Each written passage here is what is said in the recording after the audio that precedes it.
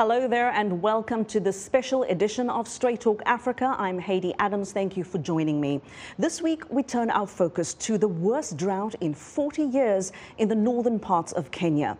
In the next half hour, we will show you a VOA documentary that captures how this drought has deepened the hunger crisis in the region. It's wiped out livestock and crops in Kenya, Ethiopia and Somalia.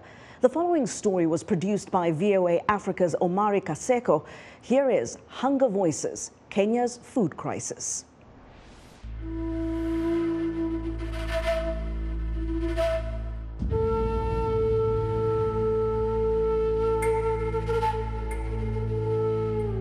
This is the worst we've ever seen in the last 40 years.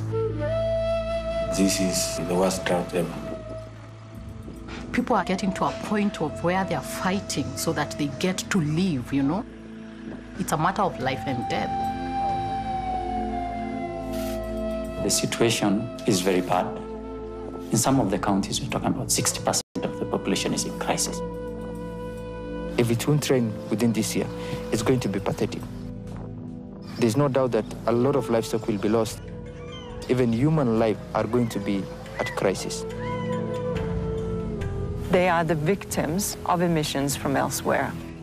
So the world needs to show solidarity. It is not. After the filming of the documentary, heavy rains and flash floods hit northern Kenya in April 2023, impacting thousands and exacerbating an already dire situation in the region caused by drought. VOA presents Hunger Voices inside Kenya's food crisis. Lago Village, Garissa, northern Kenya. Khadra Farah, nutrition officer, Save the Children. We've had 4 failed rainy seasons. Here the health is deteriorating. There are no health centers around. The nearest health center is around 76 kilometers. That's the link facility to this outreach site. Most of the children here are malnourished. There is no water. The water is salty, so that means they cannot drink or use it at their households, the water. So they rely mostly on water tracking. And for water tracking, maybe per jerrycan is 40 shillings, and the one who can buy, who has the money, is the one who can get access to the water. But if you don't have that 40 shillings, you cannot get that water. How drought has really affected the community. Malnourished children are either given SFP or plumpy nut or plumpy sap. You might find at the household level, the mother has nothing to cook for her other children. So the only source of food is that plumpy nut, which she has been given by the nutritionist.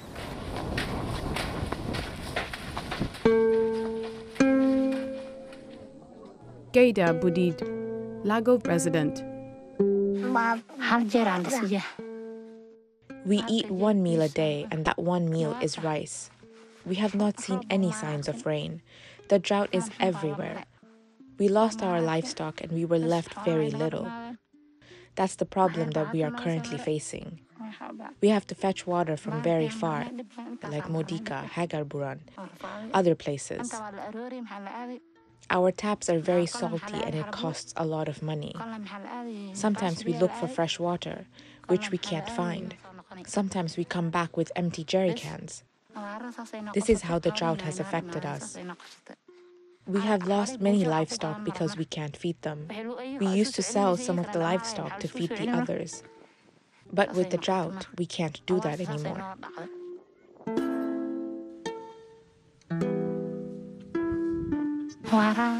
After the drought, the camels died. We had to skin them. Only thing we have left is the skin we have brought home. All the animals have died. Ahmed Ibrahim, Arid and Semi-Arid Land Humanitarian Network Director. Women are the ones who really move long distances to get water. and in the process of doing that without something to eat, then it means their body condition is deteriorating. If there's even little food in the house, they are the last to eat, including for the girls. And from that kind of a context, the situation is very dire.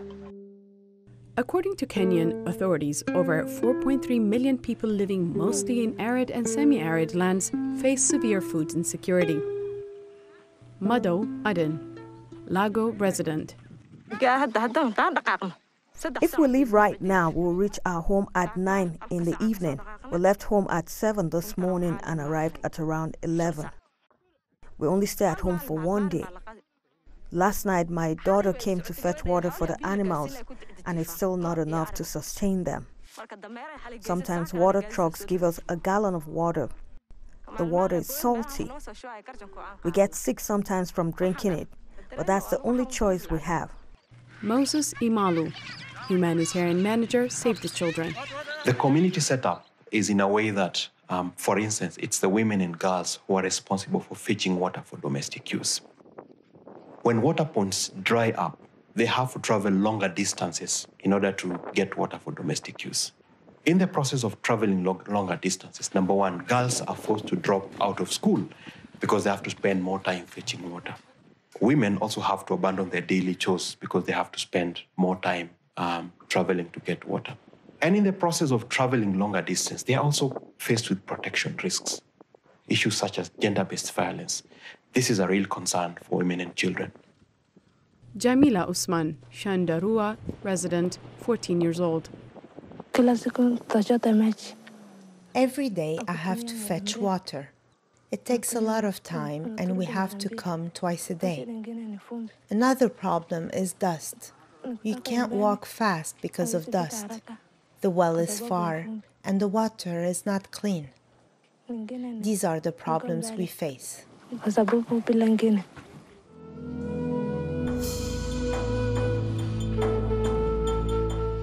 Since the end of 2020, Kenyan counties have been experiencing an unprecedented drought marked by 5 consecutive rainy seasons. As of December 2022, the UN says at least 2.5 million livestock have died due to the drought, and there's been a dramatic increase in humanitarian needs. Moses Imalu, humanitarian manager, Save the Children. Another moment, and based on data that we received from the government, almost 2.4 million livestock deaths have been reported. And because of lack of rain, the water points are also drying up. That is the situation in northern Kenya at the moment. Abdullahi Lahos, Garissa farmer. This cow has been lying here because it's weak due to the prolonged drought that has affected us. And only God can save us from the drought. I lost many cows in this last drought. When the animals are in this state, we inject them with medicine, give them water, and feed them. The drought affected us all. We can't afford to buy anything from the market. The little money we have can't get us anything. Our livestock are dying, like this one. We demand from the government and aid groups to give us food and water. Musi Ali Gerre, Malkagafu farmer. I've never witnessed anything like this before. The cows, goats, and even camels have all died. When I walk, I feel dizzy. Why? Because I don't have meat to eat. I don't remember the last time I drank milk. My life is in danger now, and only God can help us. The government provides a little assistance, some rice and nothing else. We don't have money. We don't depend on any salary. The little that the government provides is our only survival. Moses Imalu, humanitarian manager, Save the Children. These are pastoralists, and livelihoods rely on livestock, and 2.4 million deaths have been reported so far. That is huge, considering that almost 70% of livestock in Kenya come from the arid and semi-arid counties. What that means is that there is no milk for children, and so children face the risk of malnutrition. Nearly 885,000 children under the age of 5 and over 115,700 pregnant and lactating women were likely to be acutely malnourished and in need of treatment by October 2022, according to the UN. Mohammed Gher, doctor, Wajir Referral Hospital. In an average normal day, about 30 to 40% of our world is malnutrition. And now where we have drought, during floods, during extreme cases, we get a huge number, close to 20 cases of malnutrition in the world.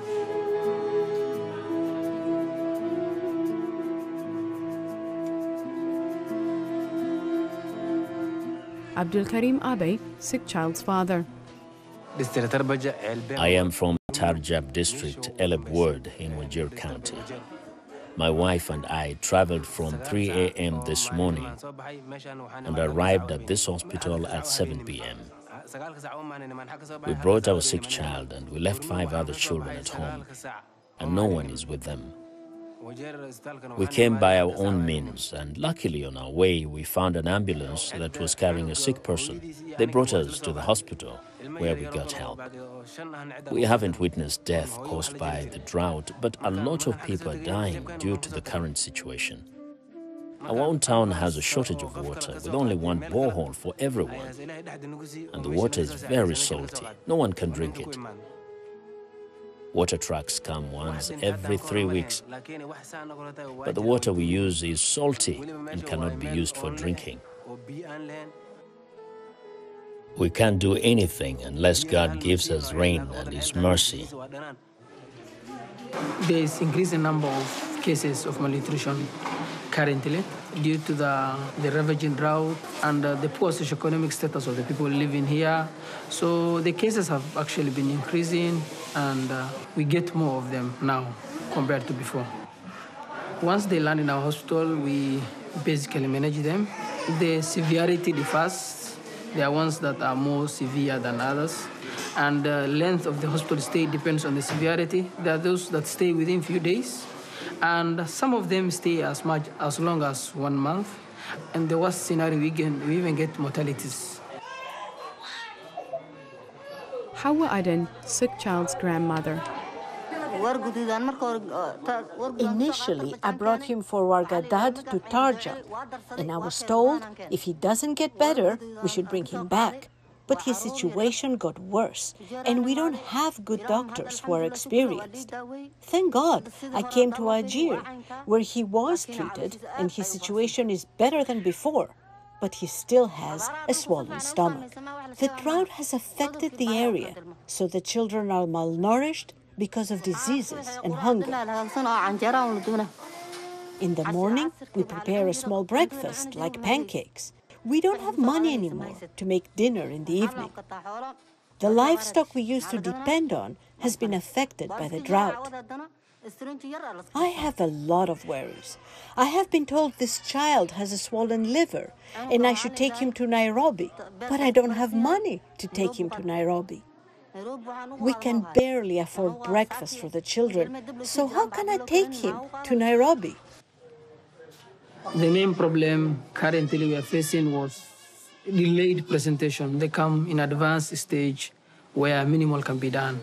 There has been shortage of resources, but it's not the primary problem.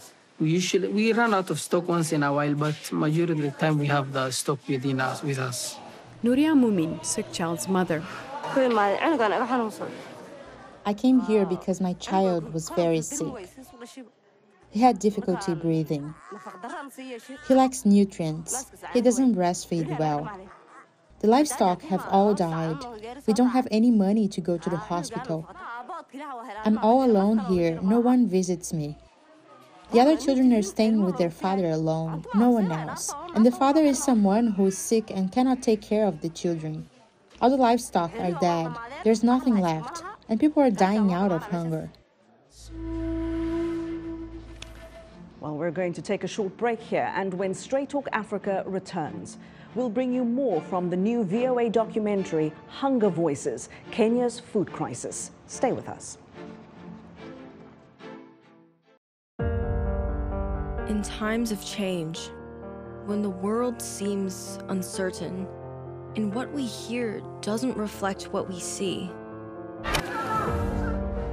we seek the truth. When we are told only part of the story, we lose trust. In moments of crisis, our dreams, hopes, and wishes for a better tomorrow depends on a free press. At Voice of America, we bring you the stories that people take risks to see.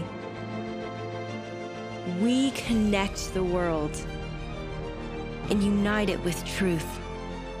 At Voice of America, we show you the whole picture.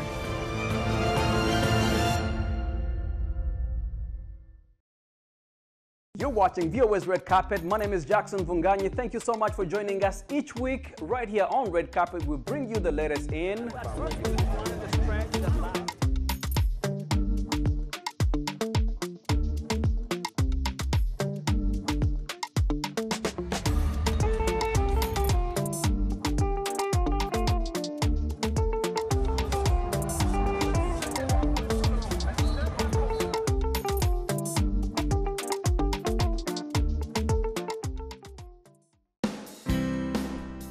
health, wellness, sport, beauty, medical breakthroughs.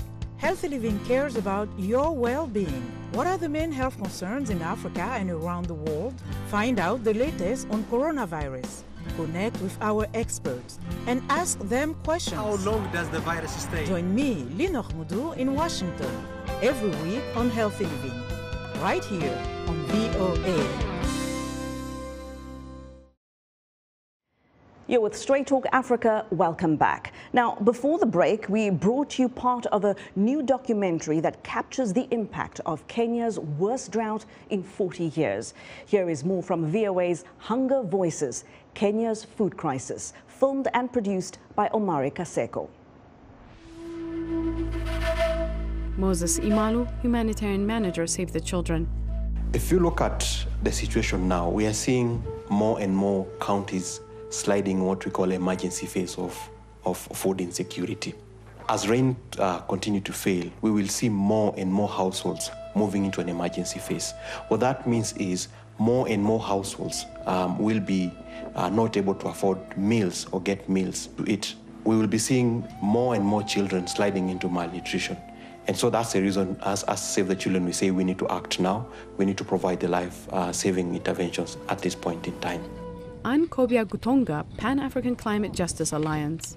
It's a painful thing, and it's sad that these people don't know what is happening. They think it's God, and the truth is that it is man-made effects that are continuing to hurt our own people, our own humanity, people who do not know how to even react or even behave towards it. For them now, it's just a matter of survival. If we are not careful and if we don't act now, this is going to be almost a pandemic, if I would call it. Jonathan Lati Lelalit, Samburu County Governor. We now kind of agree that this is caused by climate change, and the people in northern Kenya do very little in terms of climate impact. So we do very little in terms of carbon emissions, but we get the worst of it. The people in this Western world do the biggest damage, but they get less of it. It's a very unfair situation. Those who generate the biggest carbon emissions are affected less. Those who generate almost no carbon emission are affected most. And that's the people of northern Kenya, including the people of Samburu County. This message should reach those people in the West to help us go through this drought situation, because we contribute very little in terms of carbon emissions. We contribute almost nothing in terms of climate change, but we are the victims, the biggest victims. Over 1.7 million people received assistance from 93 humanitarian organizations in 2022 through the Kenya Drought Flash Appeal, a UN-financed tracking program launched in October 2012. However, delayed and inadequate funding caused major challenges for the response, which fell far short of needs. George Warinda, Malka Gufu, primary school teacher. There has been a register of dropout because of drought. We have at least 5 to 10 dropout per class. And because that is the work of the teachers to find out what is happening. We have also realized that what has brought this dropout is scarcity of food and other assistance, other subsistence that the parents may need. Because this drought, number one, knowing that this is northeastern and they are pastoralists, because of drought, parents keep on moving from one place to another. So you realize that parents have moved, and some of the parents are moving with their children. Some of the children are left at home, and because they are left at home and there's nobody supervising whether they are coming to school or not, it becomes difficult for teachers to search for them from their homes. Number two, because of this movement, as the parents are moving, we have realized that learners are left at home without food. And so it becomes a problem for them to come to school and go home daily without proper feeding. Earlier on, we were having school feeding program, which has been assisted by NGOs and the government. But recently, it is not there. So because of this, even us, the side of school, it is very difficult for us to succumb this problem, because the learners do not have food at home. At the same time, there is no food in the school. So that one may be one of the problems that has brought out this, what we call school dropouts. Hassan Ismail, Malkagufu village chief. We are trying to make the kids go back to school, but we still have problems on how we can feed them. Because their parents are there, kids are stranded inside the houses, and no one is there to help them. We, as leaders, we take them to our houses. We feed them and send them to school like our own kids. George Warinda, Malkagufu primary school teacher. The mode of teaching has changed. Because number one, we have to adopt what we call guidance and counseling method. Because even those who are in class, they still have the same problem that even those who are outside are having. So you realize that you cannot go on with your teaching the way it used to be. So you have to start guiding and counseling so that at least each and every one of them are ready to learn. At the same time, it is also interfering with our syllabus coverage. Because today you go in a class of 25, you find 20. Tomorrow you go, you find those, they are now 18. And these 18, 5 were not there yesterday. So you have to teach a new thing. So this one has also derailed our syllabus coverage because the rate of absenteeism is too much. The problem cut across the boys and girls. Though this region, girls are more disadvantaged than boys because of cultural practice. Still, they are understanding. So you realize that parents do not see the need of pupils, of girls being educated. When such problems come, you find that the rate of dropouts in girls are more than the dropout in boys. Hassan Ismail, Malkagufu village chief. Girls that are submitted to early marriages are usually in secondary school. Because the parents cannot pay the school fees, they end up also marrying their girls who are in primary school. Paying school fees is a problem for parents who have nothing. The money they depend on comes from livestock, and now there is no more livestock because of the drought. These people are stranded, and that's why early marriages continue. Ahmed Ibrahim, Arid and Semi-Arid Land Humanitarian Network Director. If you really look at the current appeal of the drought situation, which is at $320 million, it is funded up to $181 million. There's a gap of 144. With the situation worsening, we anticipate the figures needed will be higher. What is spent on education, for example, in that response is around 19%. And largely, it is trying to ensure schools are still ongoing through feeding programs or water is availed or things like that. But for us to really keep those children in school, then the school must be able to have a way to keep that child in. So there should be a feeding program. Or if they're in those areas, then we have boarding facilities that really work for the pastoral setup. And we can keep them in school for longer. If you don't have that kind of a strategy, then all the young girls will be married off.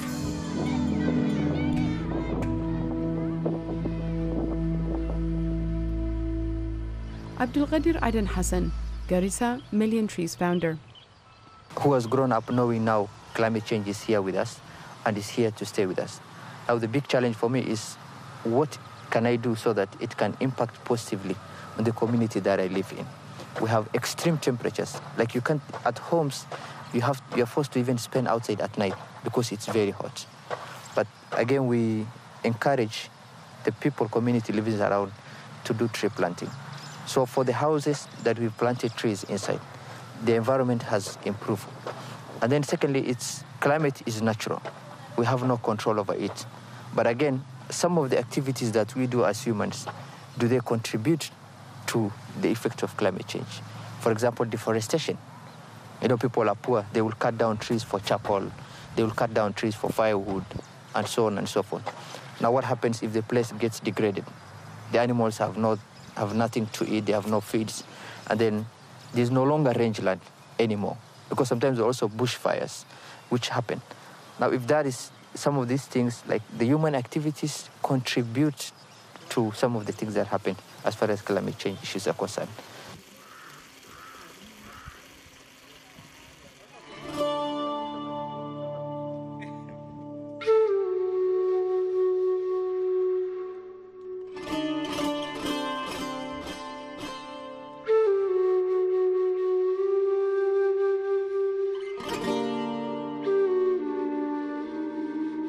Inger Anderson, UN Environment Program Executive Director. The more we have vegetation, the more the little rain that comes will be retained like a sponge. We call it the sponge effect. Whereas if there's no vegetation, it just runs off, and you get these deep gullies in the landscape. So the more we have sponge effect, and the more vegetation, however sparse and scarce it might be, the better it is.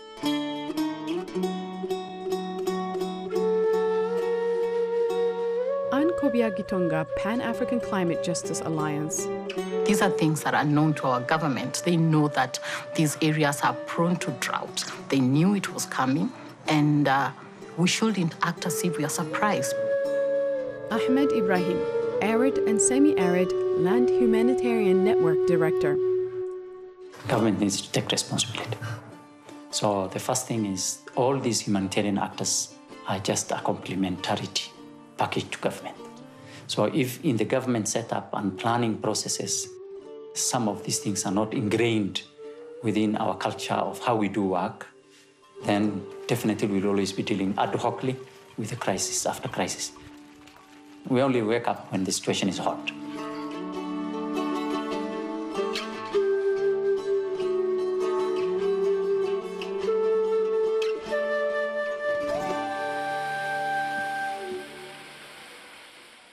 Planning is crucial, and for us, we are calling and will continue calling the government to act and act immediately.